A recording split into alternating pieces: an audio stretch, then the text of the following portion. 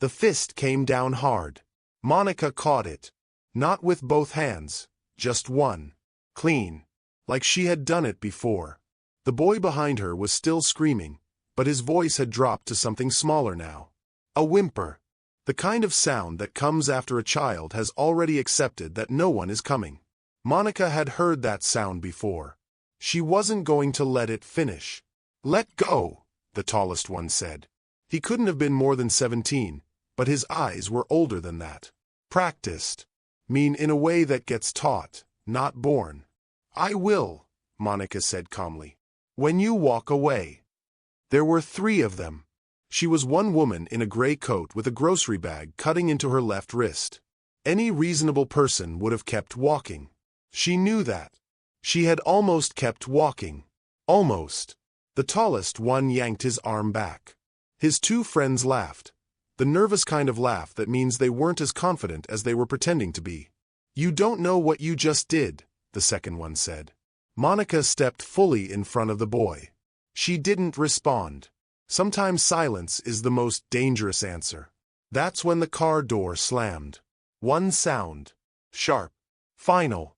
Like a period at the end of a sentence nobody wanted to read. The boys went still first. Before Monica even turned. Their whole bodies changed. Shoulders dropping, chins tucking. The way people shrink when something they actually fear arrives. She turned slowly. The man walking toward her was not large in the way that meant muscle. He was large in the way that meant gravity. Everything around him seemed to adjust. The air. The noise. The light. He was Korean, maybe early 60s, silver at his temples, wearing a charcoal suit that cost more than Monica's monthly rent. He moved like a man who had never once rushed for anything because everything had always waited for him. His eyes went to the boy first. Then to her. The boys were already backing away. Nobody told them to leave. They just understood. Monica stood her ground. Her heart was knocking against her ribs, but her face was still. The man stopped 3 feet from her. "You should have let them hurt him." Monica frowned. "Excuse me." He didn't repeat himself. Men like him never did. "Because now," he said, his English precise, each word placed deliberately, "you have stepped into my family." Behind her, the boy's voice came out barely above a breath. "Grandfather." Monica's stomach dropped straight through the concrete.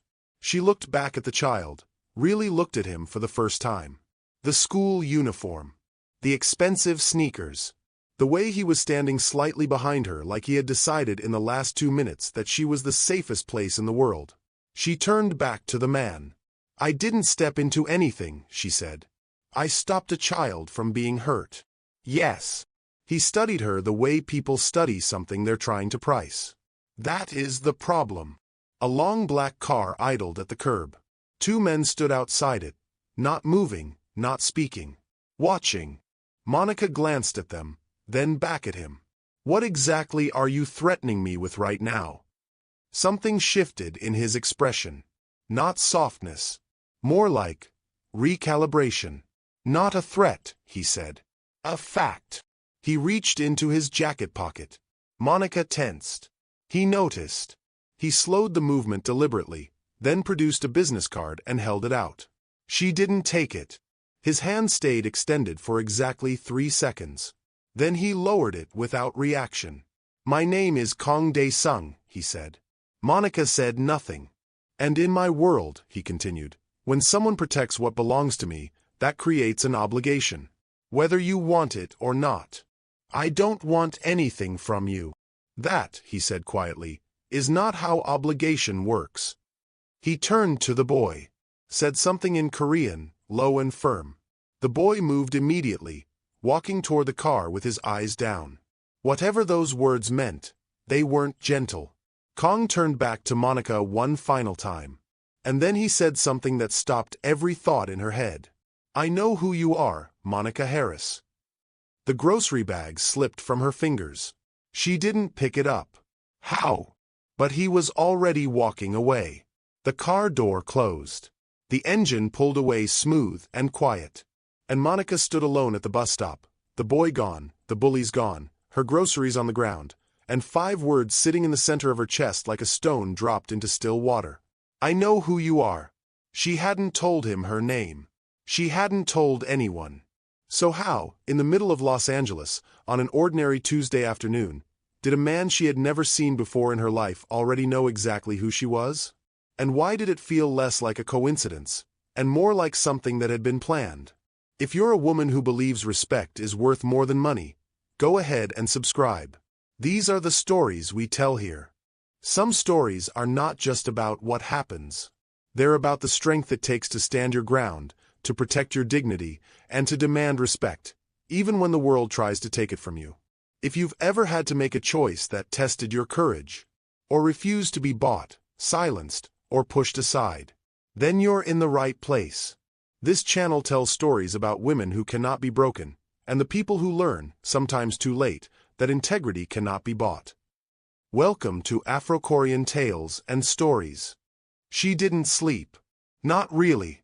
Monica lay on her back in the dark and stared at the ceiling the way you do when your mind refuses to stop replaying a moment. She had turned his words over 100 times by 3 in the morning. By 4, she had convinced herself there was a logical explanation. By 5, she had stopped believing that. I know who you are, Monica Harris. He had said her full name. Both names. The way you say a name when you've practiced it. Her phone was on the nightstand. She picked it up twice to call her sister in Atlanta and put it back down both times. What would she say? A man in a suit knew my name at a bus stop? It sounded thin. It sounded like nothing. But it didn't feel like nothing. She got up at 6, made coffee she didn't taste, and stood at her kitchen window watching the street below. Los Angeles was already moving. Delivery trucks. Dog walkers. A woman in scrubs heading toward the bus stop on the corner. The same bus stop. Monica set her mug down. She told herself she was going back because she took that bus every morning. She told herself it had nothing to do with the boy. She almost believed it. He was there when she arrived. Min-jun.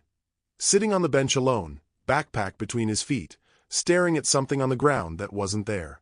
He looked smaller in daylight.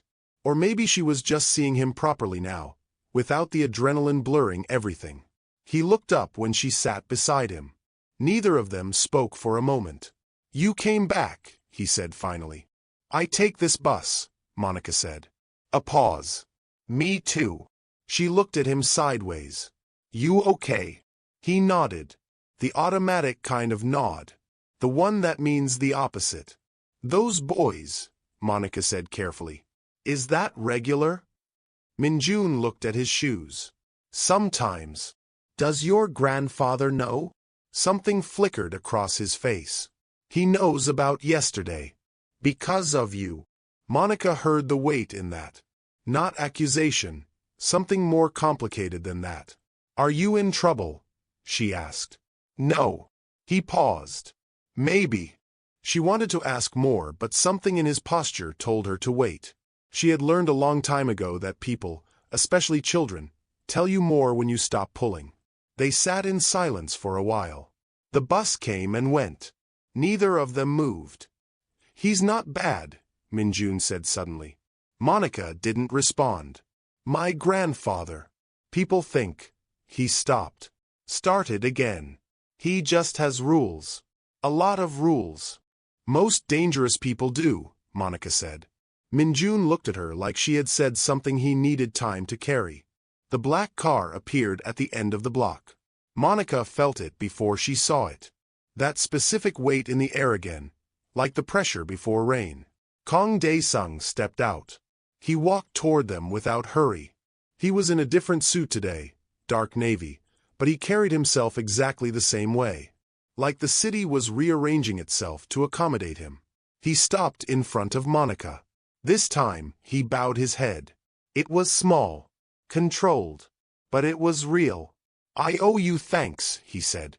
Monica looked at him steadily. You didn't sound thankful yesterday. Yesterday I was assessing the situation. And today I am thanking you. She studied him. In the daylight he looked older than she had first thought. There were lines around his eyes that didn't come from laughing. I didn't do it for gratitude, she said. I know. Something moved across his face. That is why I'm offering it. He glanced at Minjun, said something brief in Korean. The boy answered quietly, eyes down. The exchange lasted maybe 10 seconds, but Monica caught something in it. A stiffness, a formality that didn't belong between a grandfather and his grandchild. Kong looked back at her. In my world, he said, kindness creates debt. That is not a threat. It is simply how things work. Your world, Monica said, is not my world. No. His eyes held hers. But you are standing in it now, whether you intended to or not. Monica stood up. Mr. Kong. I helped a child at a bus stop. That's all this was. He was quiet for a moment. Then why, he asked. Are you still here this morning? Monica opened her mouth. Closed it. The bus came. She picked up her bag. She didn't answer him. She didn't have an answer that wouldn't give something away. But as she stepped onto the bus and found a seat by the window, she looked back. Kong was still standing there, watching. Not with possession, with something more unsettling. Like he was confirming something he already knew. And Minjun was watching too. He raised one hand. A small, quiet wave. Monica looked away. But the feeling didn't leave her the whole ride in. Something had already begun. She hadn't chosen it and she couldn't name it yet, but she could feel it the way you feel a current underwater. Invisible. Patient. Pulling. The call came at 9:47 on a Wednesday morning. Her manager's voice was flat. Professionally flat. The kind of flat that means a decision has already been made and this phone call is just the paperwork. We're restructuring the department, Monica. Your position is being eliminated. She was sitting at her desk when he said it. She kept her eyes on her computer screen. Didn't move. Effective when? She asked. End of business today. She nodded even though he couldn't see her. I see. HR will send over the separation agreement. It's a fair package. Thank you, she said. And hung up. She sat there for 60 seconds. Perfectly still. Then she started packing. She didn't cry. She didn't raise her voice. She put 8 years into a box, her degrees mounted in frames, the small successes she had taped to the corner of her monitor because she used to need reminders that she was doing well, and she carried it all out to the elevator and then to the parking lot. Her manager passed her in the hallway. He didn't meet her eyes. That's when she knew. This wasn't restructuring. The black car was parked across the street from her building when she came outside. Monica stopped walking. She stood there with her box of 8 years and looked at the car. Then she crossed the street. Kong stepped out before she reached him. He took in the box. His face didn't change, but something behind his eyes did. I had nothing to do with this, he said. You expect me to believe that. What I expect, he said carefully, and what is true, are the same thing in this case. Monica set the box down on the hood of the car. He didn't protest. Then who did? He paused. That pause told her more than his words were about to. There are people in my business who prefer that complications disappear quietly, he said. When you stepped in at that bus stop, you became visible to people who do not like visible. Monica stared at him. I lost my job because I helped a child. You lost your job because someone wanted to send you a message. What message? That you are small, that you are alone, that you should be afraid and go away. The words landed differently than he probably intended them to, not as information, but as something older. A memory. She had heard that message before. In different forms. In different cities. She had spent years proving it wrong. Her jaw tightened. And you stopped them, she said. I slowed it down. I couldn't stop all of it. Why? He looked at her directly. Because what they were planning was worse. Monica held his gaze. A taxi honked behind her. The city moved around them like none of this was happening. You keep telling me things that are supposed to make me feel protected, she said. But all I feel is managed. His expression shifted. Fractionally. Like something had landed. That is fair, he said. She hadn't expected that. You are not being managed, he continued. You are being told the truth because you deserve it and because not telling you would put you in greater danger.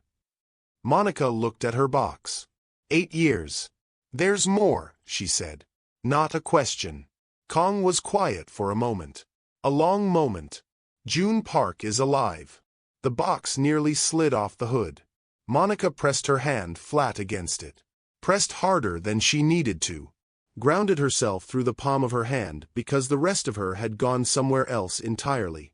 What did you say? June Park, Kong repeated. Each syllable even.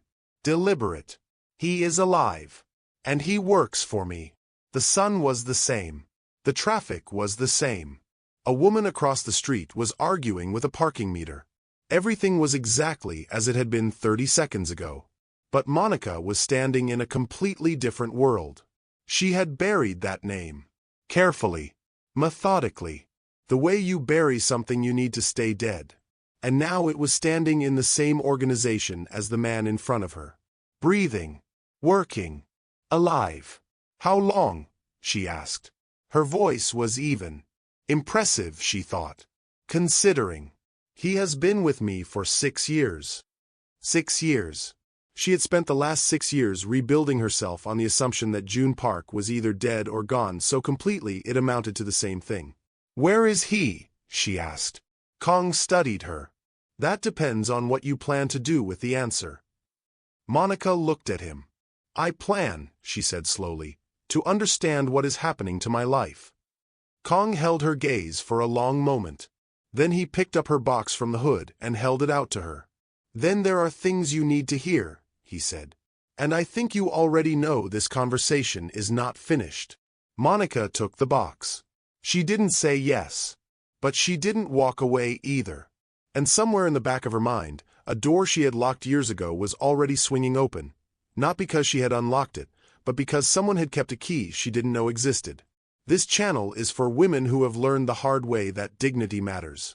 If that sounds like you, I'd love to have you here. She sat in his office and hated that it didn't look like what she expected.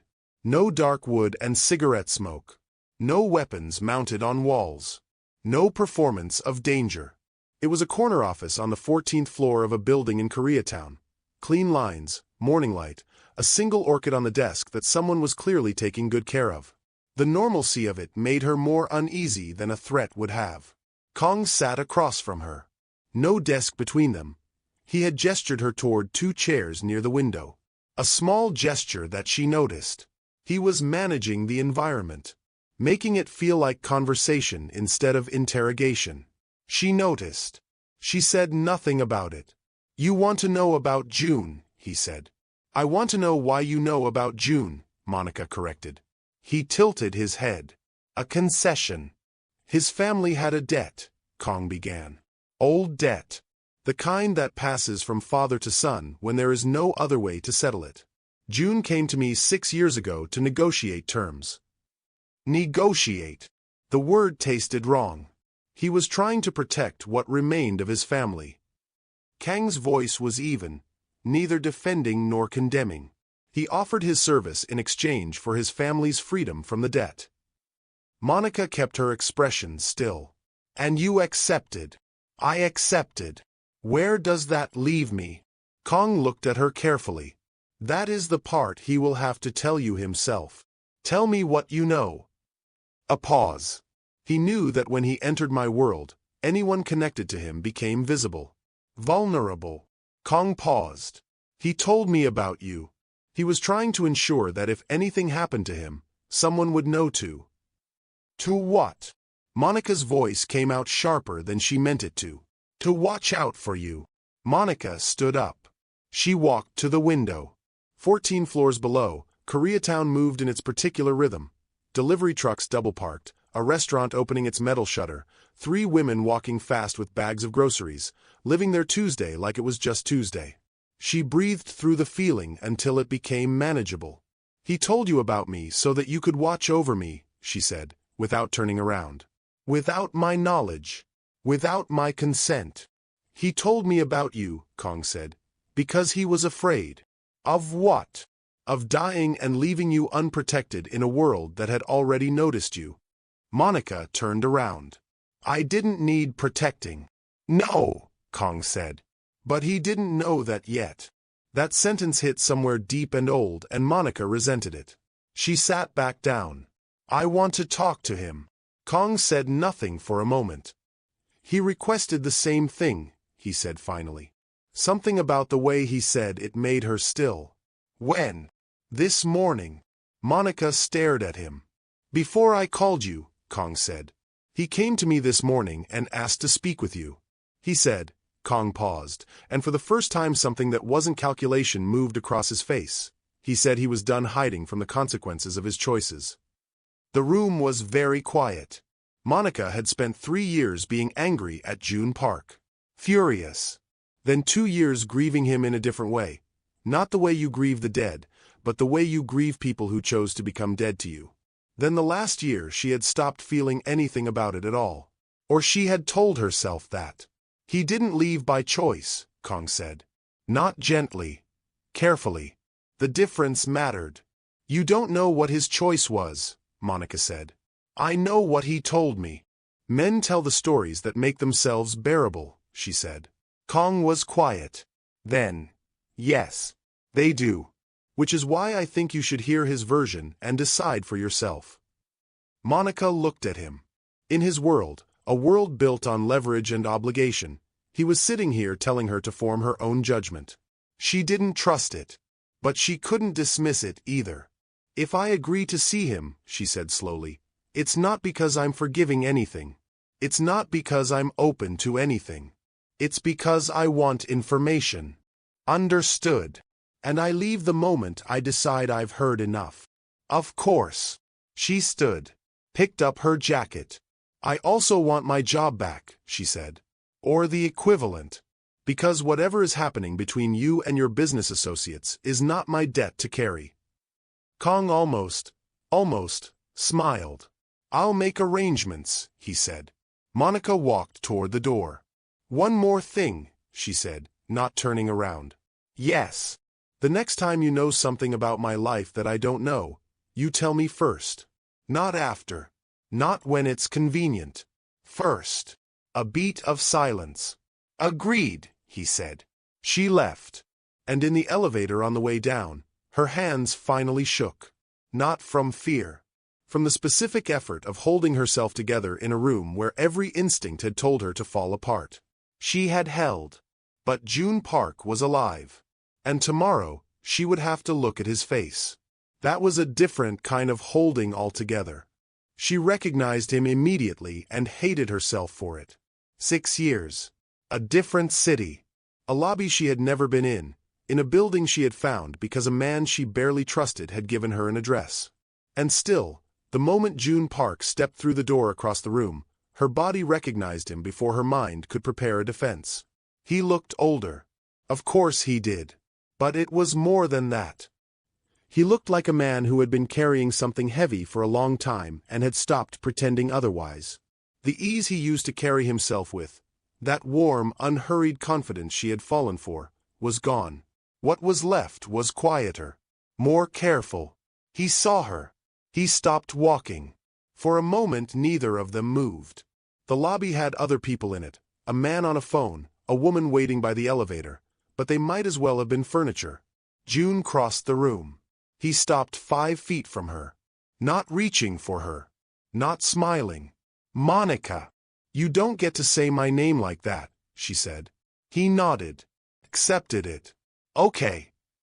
Okay, she repeated. That's it? Okay. I don't know what I'm allowed to say yet, he said. Then start with the truth and see how far it gets you. He exhaled slowly.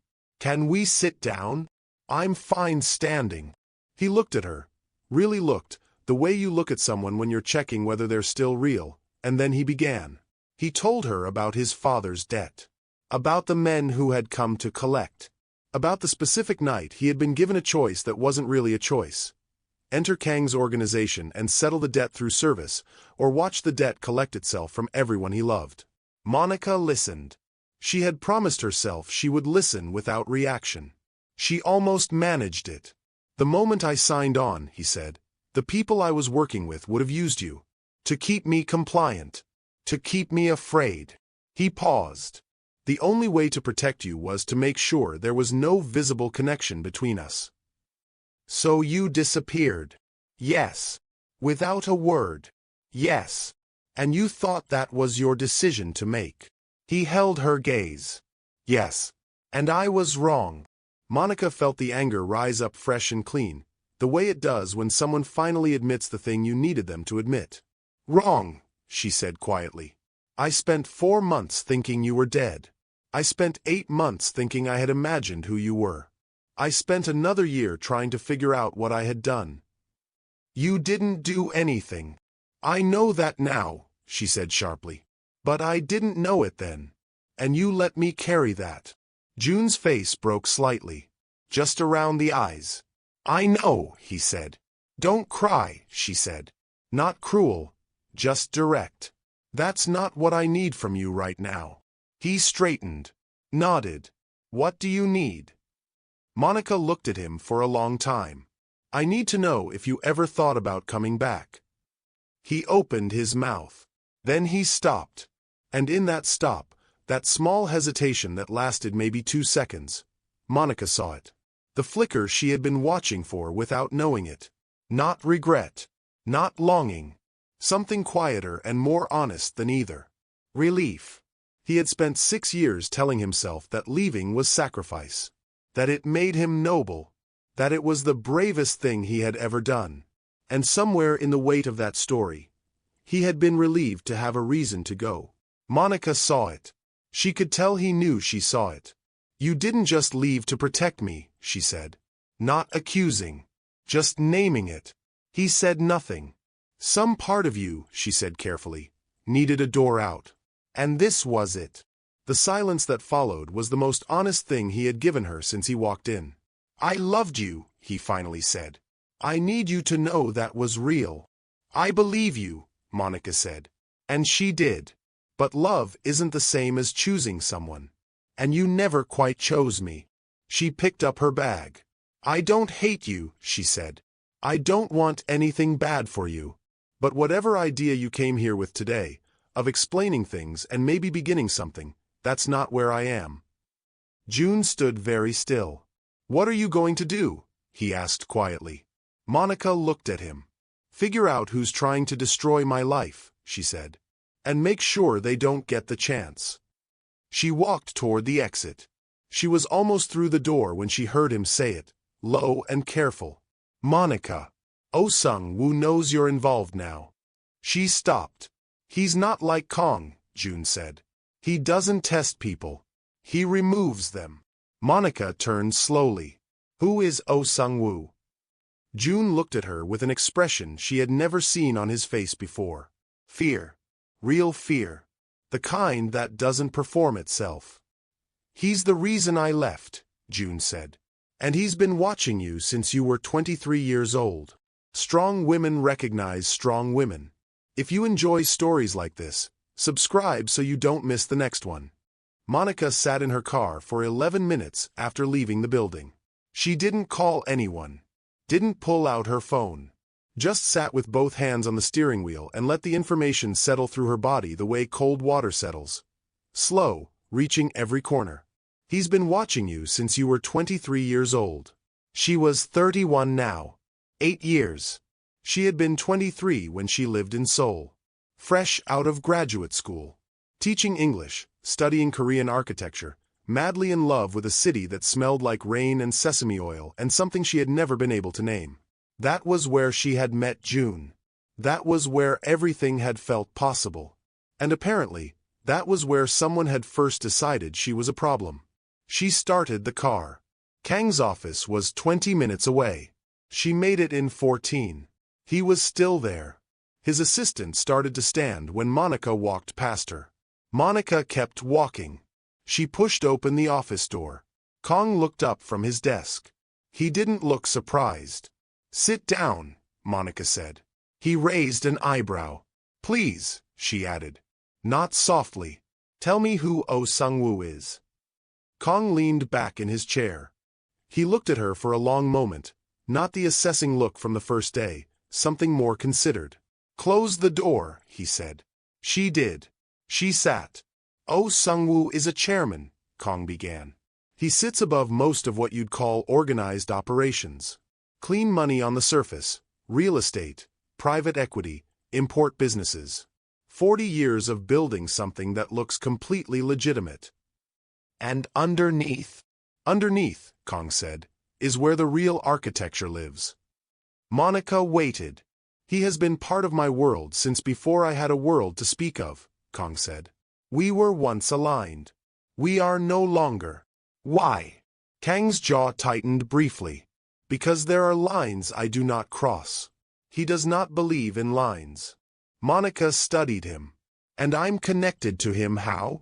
Kong was quiet for a moment in the way that meant he was deciding how much truth to release at once. Seoul, he said. 2016. You were there. Monica nodded slowly. There was a meeting, Kong said. A transaction. A warehouse near Mapogu. You walked past at the wrong time and a security camera caught your face. Monica's memory reached back. A street she had cut through. A shortcut she used to take on the way back from the library. A black car outside a warehouse she had noticed and immediately tried not to look at because something about it felt wrong. She had forgotten about it within a week. Oh Sung-woo apparently had not. He thought I saw something, she said. You may have. You may not have. Kong kept his voice even. That didn't matter to him. Your face existed in proximity to that event. That was enough. Monica felt something cold move through her chest. He had my life dismantled, she said. Slowly. Building it out as she said it. Not as collateral damage. Deliberately. Kong held her gaze. Yes. June's family debt was real. But it was also convenient. Kong paused. Removing him from your life served O's interests as well as collecting on the debt. 2 results from 1 action. Monica sat very still. 8 years of what she had understood as bad luck, a relationship that collapsed, a career that stalled in ways she couldn't explain, opportunities that evaporated, and beneath all of it, a man she had never met had been quietly adjusting the temperature of her life. Why didn't he just... She stopped. Remove you entirely? Kong said. Yes. Because you never talked. You walked past. You existed on a camera, but you had no one to talk to about it and no evidence you had seen anything meaningful. Removing you would have created more attention than leaving you small and struggling. He paused. Men like O are patient. They prefer to make people disappear slowly. Monica looked out the window. The orchid on his desk. The morning light. And when I stepped in front of Min-jun, she said. You stepped back into visibility, Kong said. Directly into my orbit. And O has been waiting for an excuse to settle old business. So by protecting your grandson, you gave him a reason to move. Kang's voice was flat. Yes. Monica turned back to him. There were about 14 things she wanted to say. She sorted through them and chose the one that mattered most. You knew all of this before you spoke to me the first day. Kong didn't answer. You said you knew who I was, Monica said. You knew my name. You knew my history. You had already connected me to O before I ever sat across from you. Yes, he said. So when you said I had stepped into your family, I was telling the truth, he said. But I was also aware that you were already in danger before you did. Monica stood up. Then this whole time, she said, you've been deciding what to do with me. Kong stood too. Not threateningly. Matching her. I have been deciding, he said carefully, whether to tell you the full truth or protect you from it. And you walked back through my door in 14 minutes and asked the right questions. Something moved in his eyes. You made the decision for me. Monica looked at him for a long time. I want everything, she said. Every document, every name, every connection. If my life has been a map that someone else has been reading, I want my own copy. Kong nodded slowly. There is a cost, he said. There always is. Once you have this information, he said, you cannot unknow it. And Oh Sung-woo will not stay patient much longer. Monica held his gaze. Then let him move, she said quietly. I've been surviving his interference for 8 years without knowing his name. Imagine what I'll do now that I do. The office was very still. And Kang Dae-sung, a man who had spent 40 years in rooms full of dangerous people, looked at Monica Harris and felt something he had not felt in a very long time. Not attraction. Not calculation. Genuine respect. The unguarded kind. The kind you cannot fake. And somewhere across the city, in a building much cleaner than this one, a man named Oh Sung-woo was receiving a report about the same woman. He read it once. Then he picked up his phone. The car came from the left. Monica never saw it coming. She heard it, that specific pitch of an engine pushed past its natural limit, and her body moved before her brain finished the thought. She jumped right. Not far enough. Something hit her shoulder. Hard. Clipping her. Spinning her. The ground came up fast and she hit it palms first, then knees, then the whole left side of her body in a skidding roll that tore through her jacket and took skin with it. For 2 full seconds there was no sound. Then everything came at once. Tires screaming somewhere down the block, a woman across the street shouting, a car alarm triggered by the vibration, and June Park's voice saying her name in a way she had never heard from him before. Broken open. Terrified. He was already beside her, his hand on her back, his face close. Don't move. Monica. Don't move yet. She moved anyway. She sat up. Looked at her hands. Road rash across both palms, bleeding in thin lines. Her left knee had taken the worst of it. Her shoulder throbbed in a deep, structural way that would be worse tomorrow. She was alive. She focused on that. The street around her was ordinary in every way except for the skid marks 20 feet back and a bumper fragment near the curb. The car was gone. Whoever it was had not slowed down to check their work. That told her something. This wasn't a warning. They had meant to finish it. June helped her stand. His jaw was tight, his hands steady in the way people's hands go steady when they're fighting panic. We need to move, he said quietly. I know. Kang's men arrived in under 4 minutes. Monica counted. 2 cars. 4 men. All moving with the specific efficiency of people who had responded to situations like this before and knew exactly which questions to ask first. None of them asked if she was okay. They asked which direction the car went. She appreciated that more than she expected to. Kang arrived 7 minutes after that. He stepped out of his car and walked directly to Monica.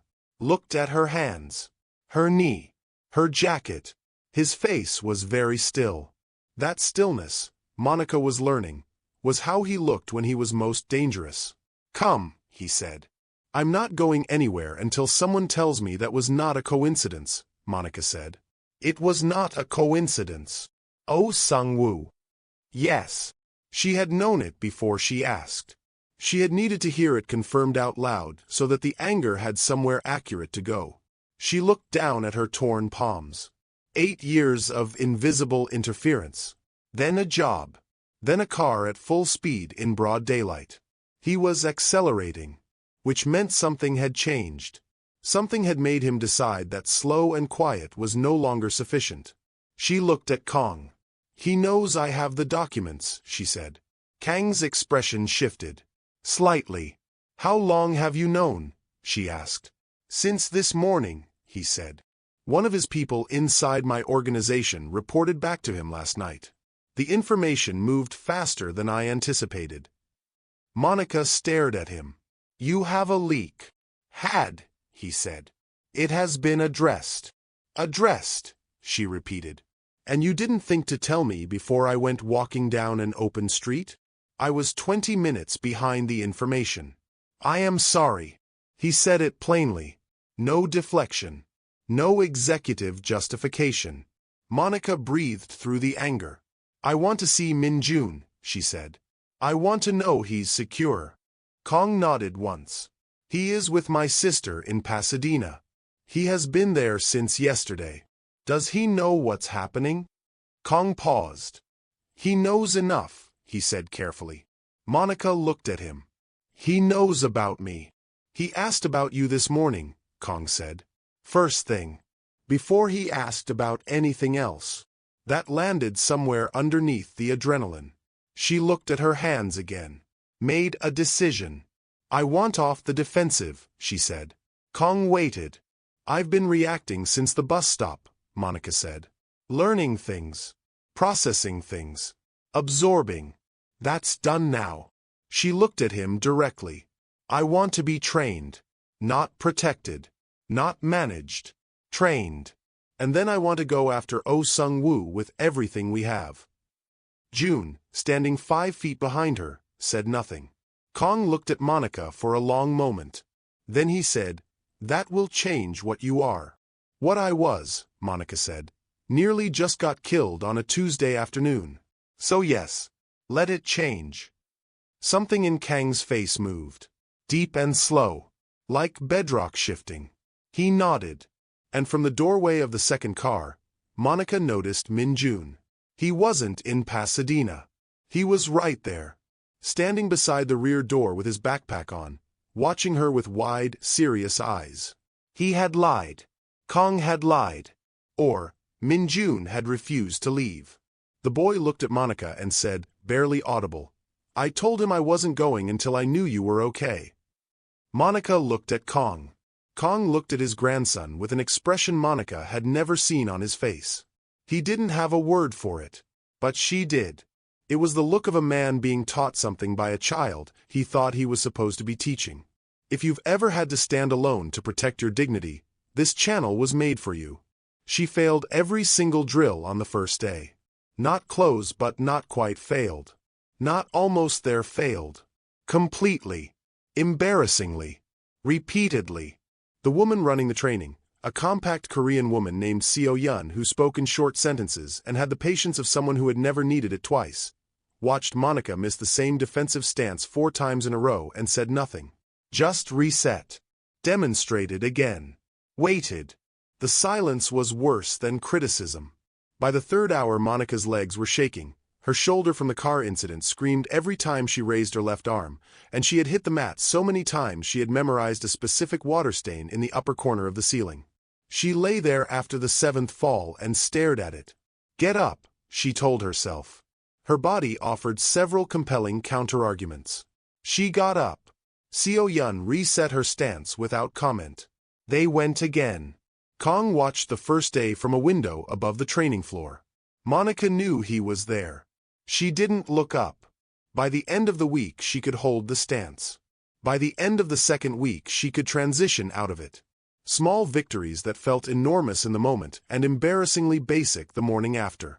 What she hadn't expected was the mental component. Seo Yun ran her through scenarios. Verbal confrontations. Rooms with multiple exits. Situations where the threat wasn't physical but social. Where the danger was in being managed, redirected, made small by someone with more institutional power. You already know this, Seo Yun told her during one of these sessions. You have been navigating versions of this your whole life. Monica looked at her. The difference, Seo Yun continued, is that now you will have language for what you are doing. Strategy instead of survival instinct. Monica sat with that for a long time after the session ended. There was a night, the 12th night, she remembered it exactly because she had been counting, when she sat alone on the training floor after everyone had gone. Both hands on her knees. Body aching in ways she had stopped being able to isolate. Just general, democratic pain spread evenly everywhere. The voice that came was quiet and familiar. This is not your world. You don't belong here. Go back to what you were. She recognized it immediately. It was the same voice that had spoken to her after June left.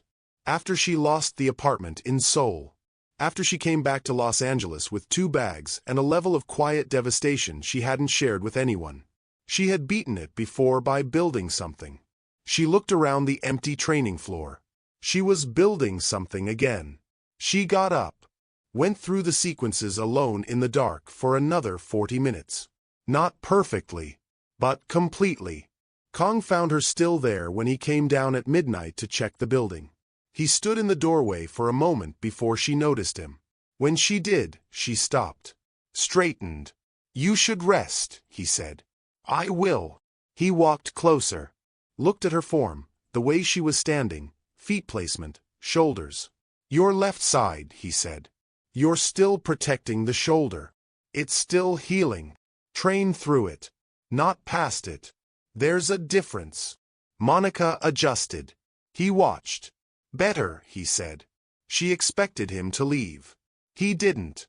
You are ahead of where I thought you would be, he said. Not as a compliment. As information. Where did you think I'd be? He considered. I thought you would be technically improving but emotionally retreating. That the reality of what this requires would make you pull inward. And instead you are becoming more present every day. He paused. That is unusual. Monica looked at him. What kind of women have you trained before? Women who needed protection and were learning to participate in it, he said. You are not learning to participate. You are learning to lead. The training floor was quiet. Minjun comes to watch, Monica said. I know. He stands in the doorway for about 20 minutes and then leaves before he thinks anyone notices. Kong was quiet. He's doing it because of you, Monica said. Watching me get up every time I fall. He's filing it away. Kong looked at her with an expression she was beginning to recognize. The one he got when something reached past his defenses without triggering them. He lost his mother 4 years ago, Kong said. Quietly. Like he didn't say it often. He has been trying to understand how people survive things since then. Monica let that settle. Then he should keep watching, she said. The next morning she waved Minjun in from the doorway. He came in slowly, like he was afraid the invitation would be rescinded. She showed him 3 things. How to stand so your weight is distributed. How to breathe when you're afraid. How to make eye contact without making it a challenge. Basic things. Enormous things. He practiced them with the seriousness of someone who understood they were being given something real. And in the afternoon, when Seo Yun ran Monica through a high-pressure scenario involving a hostile room and a man twice her size, Monica stayed standing. For the first time. Start to finish. Seo Yun said nothing. She just reset the room. And this time, she was smiling. June came to the training facility on a Thursday, and Monica knew from the way he walked in that he wasn't there for small talk. He had that look again. The one from the lobby. Careful and slightly too still, like a man holding something fragile and moving slowly so it doesn't break. Monica was cooling down after a session. She wrapped her hands and waited. Oh, Sung-woo approached me, June said. Monica went still. When? 2 nights ago. Through an intermediary. Someone I used to know from the early days. He paused. They wanted information about you. Your training schedule. Your movements. What Kong has given you access to. Monica kept her voice even. And I said no. She looked at him. Not with relief. With assessment. He had learned to leave by himself once. That fact didn't disappear because he had made one good decision. He saw her reading him. I know what you're thinking, he said. Tell me. You're thinking that I've made choices without telling you before, and this could be another one. Is it? No. He held her gaze. I came here before I told Kong. I wanted you to know first. That was different. She let herself acknowledge it without letting it do too much work.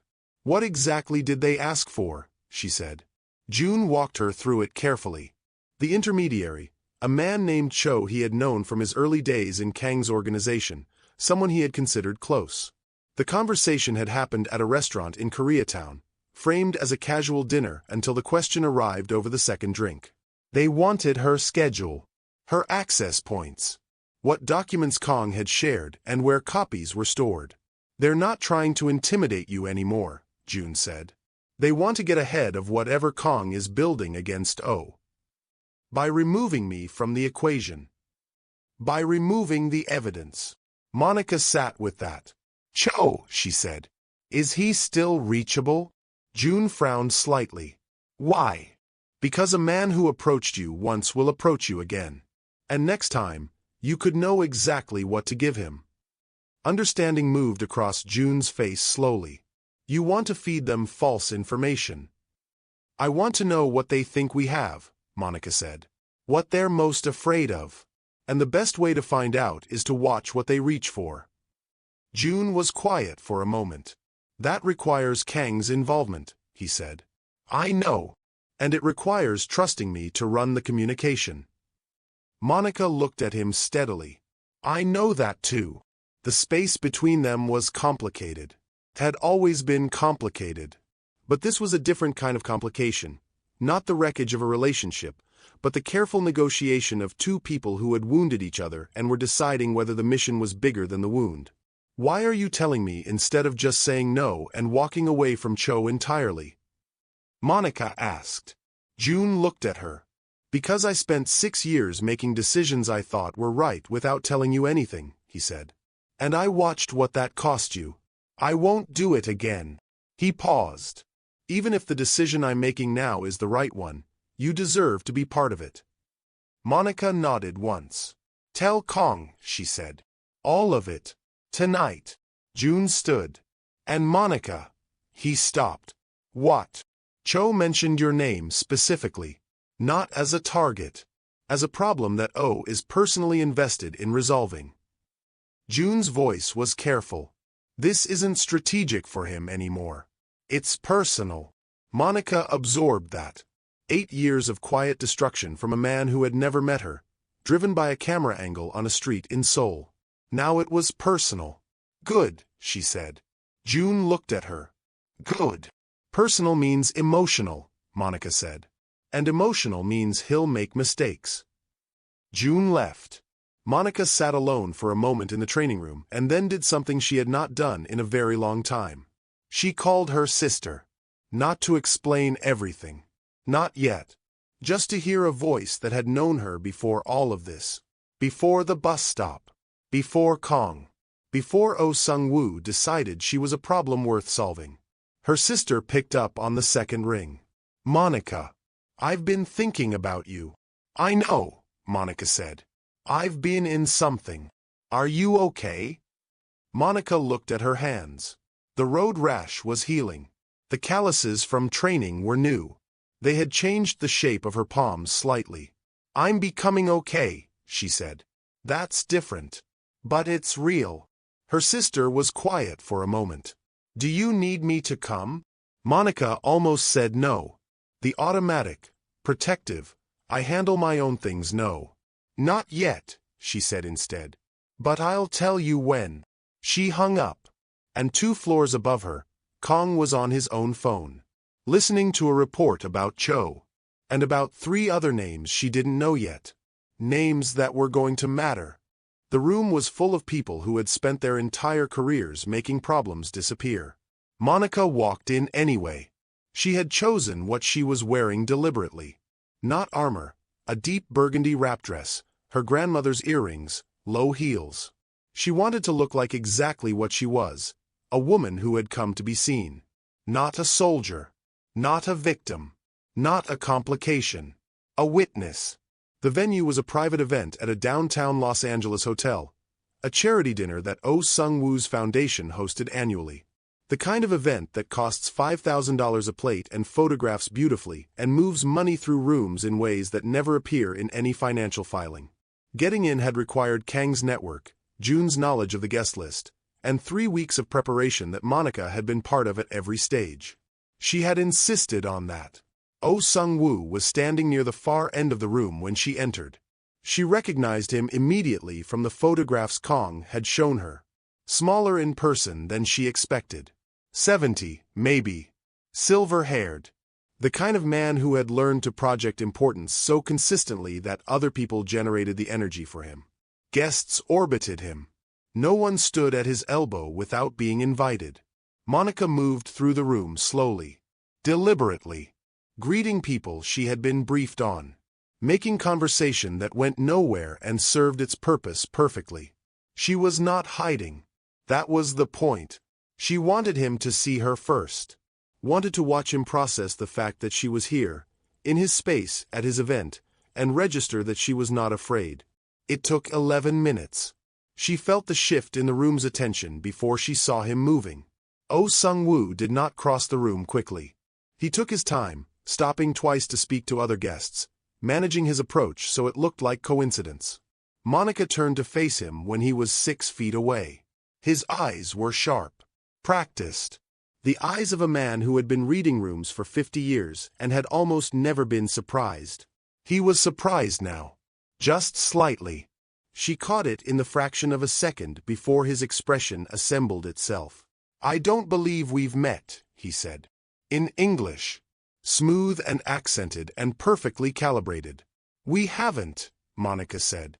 "But I've known your name for about 3 weeks. You've known mine for 8 years. The air between them changed. His smile didn't disappear. Men like him don't let smiles disappear. But it stopped reaching anything behind his eyes. "You're bold," he said. "Coming here." "I'm clear," Monica corrected. "There's a difference." A man appeared at O's left shoulder. Security. Discreet but positioned.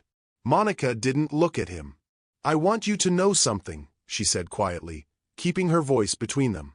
"Every document, every connection, every transaction that touches what happened in Seoul in 2016, it exists in multiple places now. Secured. Attributed. Dated." She paused. "If anything happens to me, or to anyone connected to me, it becomes visible to people who will not be manageable." Oh looked at her. A long, measuring look. "You've been busy," he said. "I've had good teachers." He glanced across the room, to where Kang Dae-sung had just walked through the main entrance. Something moved across O's face. Not fear, recalculation. The specific expression of a man who has just realized the board has more pieces on it than he counted. Kang crossed the room without haste. He stopped beside Monica. And then, in front of 200 guests at a $5,000 a plate charity dinner, he bowed. Not a nod. Not a small inclination of the head. A full, formal bow. The kind that in Korean culture carries the full weight of honor and acknowledgement and public debt. To Monica. The room noticed. The people who knew what Kang Dae-sung was understood immediately what they were watching. The people who didn't know felt the weight of it anyway because some gestures carry their meaning in their shape regardless of cultural context. Oh Sung-woo stood very still. "I brought this to her door," Kang said. Loud enough for the people immediately around them to hear. "The debt is mine. The accountability is mine." He straightened. Looked at Oh directly. "And the documentation she described, I can confirm it exists." Oh Sung-woo looked at Monica. For the first time in 8 years, in all the invisible ways he had been looking at her, adjusting her life, deciding her future from a distance, he was looking at her directly. She held it. "You should have stayed invisible," he said quietly. "You should have left me alone," she said. June stepped in from the left. He placed a folder on the table beside them. Closed. Quiet. Just there. Oh looked at it. He looked at Monica. He looked at the room full of people who were now watching with the careful attention of those who understand they may be witnessing something they'll be asked about later. He picked up his glass, took a measured sip, and walked away. Not rushed. He was too practiced for that. But he walked away. And Monica stood in the center of that room, in her grandmother's earrings, and felt something she had not felt in 8 years. The specific weight of someone's power over her life lifting. Not all the way. Not finished. But lifting. Kang stood beside her. "It's not over," he said quietly. "I know," she said. "He will move differently now. Carefully. Legally. Then we move the same way." A pause. "You were not afraid," he said. "Not a question." "I was," Monica said. "I just decided it wasn't the most important thing in the room." 3 days after the dinner, June came to her with something she hadn't asked for. He stood at her door, her actual apartment door, the first time he had ever been there, and held out an envelope. Monica looked at it. Didn't take it immediately. "What is this?"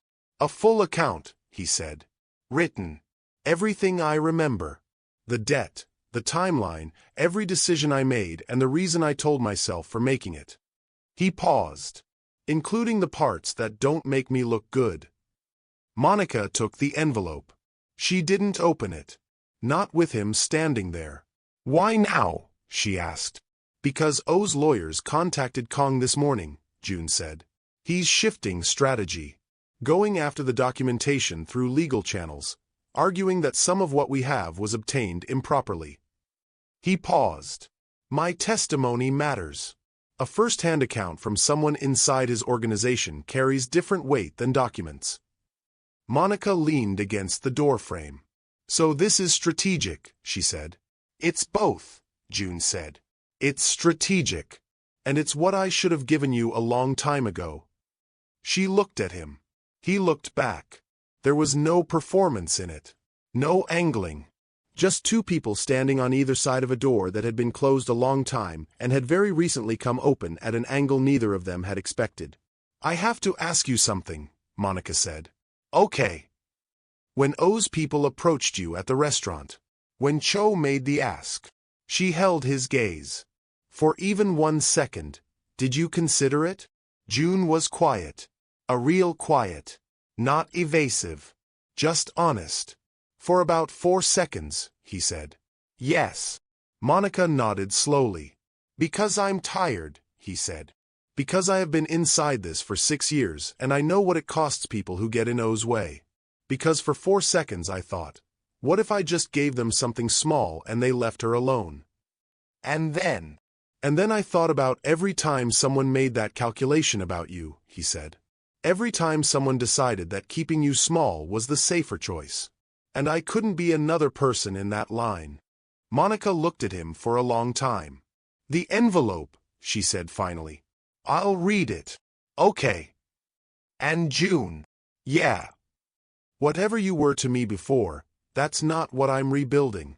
I want you to understand that clearly. I do. But what you did at the restaurant, telling me first, coming here. She paused. That's the kind of person I think you were trying to be when I knew you. I think you're closer to him now than you were then. June absorbed that. That means something, he said quietly. It should, she said. It cost me to say it. He nodded. Once. Then he left. Monica closed the door and stood in her hallway for a moment. Then she sat down, opened the envelope, and read every word. It took an hour. She cried twice. Not from grief, from the specific release that comes when a story you've been carrying for years finally shows you its full shape and you realize you were right about it. Not delusional. Not dramatic. Right. She put the pages down. Her phone buzzed. Min June. She almost smiled at that. He had asked Kong for her number 2 weeks ago and Kong had, apparently, given it. Are you coming tomorrow? He had texted. She typed back. Yes. 3 seconds later. Good. I've been practicing the breathing thing. Monica set the phone down. Picked it back up. You've been practicing by yourself? Every night before bed. Grandfather saw me once and didn't say anything, but I could tell he was watching. Monica looked at the ceiling. Keep going, she typed. That's the whole thing, actually. You just keep going. A pause. Then, is that what you do? Every single day, she wrote back. She put her phone down. And outside, 2 blocks away, a car she didn't recognize had been parked on her street for 3 hours. The man inside it was on his phone. And the person he was reporting to was not Oh Sung-woo. It was someone she hadn't been told about yet. Someone Kong had been trying to find for 2 years. Someone whose name was in the very last page of June's envelope, the page she hadn't reached yet. This channel is for women who have learned the hard way that dignity matters. If that sounds like you, I'd love to have you here. Monica read the last page at 2 in the morning. She had to go back to it 3 times because the first 2 times her eyes moved across the name without her brain processing it. The 3rd time, she said it out loud. And then she sat very still for a long time. The name on that page was not new to her. It belonged to a woman named Grace Yoon, a philanthropist, a prominent figure in the Korean American community in Los Angeles, a person whose name appeared on the sides of buildings and at the top of charity programs and in the kind of profile pieces that describe someone as a bridge between cultures. Monica had met her once. 3 weeks ago. Briefly. At a community event Kong had taken her to, one of the early low-stakes introductions to his world, he had said. A room of people who mattered in public ways. Grace Yoon had shaken Monica's hand and smiled and said she admired what she'd heard about her. Monica had said thank you. And now, at 2 in the morning, June's handwriting was telling her that Grace Yoon had been Oh Sung-woo's financial channel for 11 years. The clean money. The legitimate face. The reason his operation had survived every legal approach Kong had attempted. She called Kong. He picked up on the second ring. I know, he said before she spoke. You knew. I suspected. I have been building confirmation for 2 years. A pause. The last piece arrived tonight. Monica felt the anger rise, familiar now, almost like a companion, and breathed through it deliberately. You were going to tell me. I was going to tell you in the morning with documentation in front of us, he said. Not at 2 a.m. with only a handwritten account. Kong. Yes. We're past the point where you decide what I can handle and when. A long pause. You're right, he said. I defaulted to old thinking. I apologize. Monica pressed her fingers against her temple. The man outside my building, she said. He's not O's. No. He works for Grace Yoon. She has been tracking your integration into my circle since the dinner. Kang's voice was careful. She is more concerned than O now. Because O is reactive. She is methodical. She came to the dinner. Yes. She watched everything. Yes. Monica stood up. Walked to her window. Didn't look out. Stood to the side of it, out of any direct line. A thing Seo Yun had taught her. She was doing it automatically now. What does she want? Monica asked. To discredit you before the documentation becomes public, Kong said. If she can establish that you have a personal agenda, that this is about June, about heartbreak, about a vendetta, the documents lose their framing. She'll go after my character. She has already started. There is a piece being written. A contact of hers in local media. Framing you as a woman in a complicated personal situation who has been weaponized by a rival faction in a criminal organization. Monica laughed. Short and hard. That's actually impressive, she said. It is, Kong said. Grace Yoon is not to be underestimated. Has she ever met a woman like me? A pause. No, Kong said. I don't believe she has. Monica looked at the ceiling. The room was quiet. Her grandmother's earrings were on the nightstand. The envelope was on the table. Outside, a man in a car was reporting on her stillness. She thought about the bus stop. The boy screaming. The moment she had moved without thinking. She had not changed direction since. I need 2 things, she said. Tell me. I need Min Jun somewhere Grace Yoon's people cannot reach him. Not Pasadena. Somewhere she doesn't know. Done. And I need a room with Grace Yoon. Not a confrontation. A conversation. Woman to woman. Before this goes any further. I want to look at her and let her look at me and give her one chance to step back on her own. Kong was quiet. She won't step back, he said. I know, Monica said. But I'll know something important about her from how she refuses. Another pause.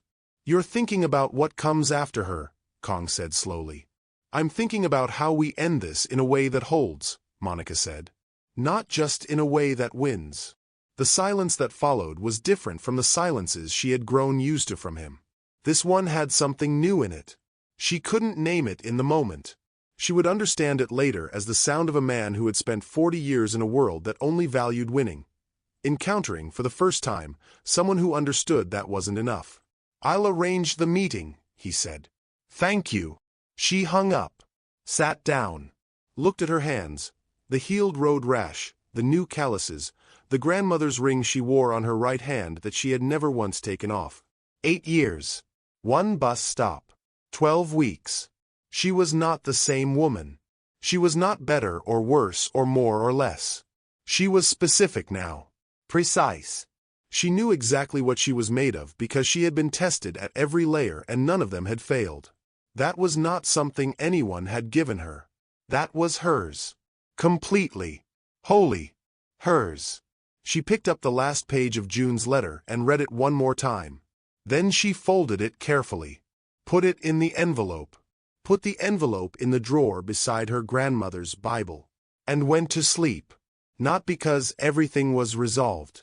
Because she was ready for what came next. And that was enough. For tonight, that was everything.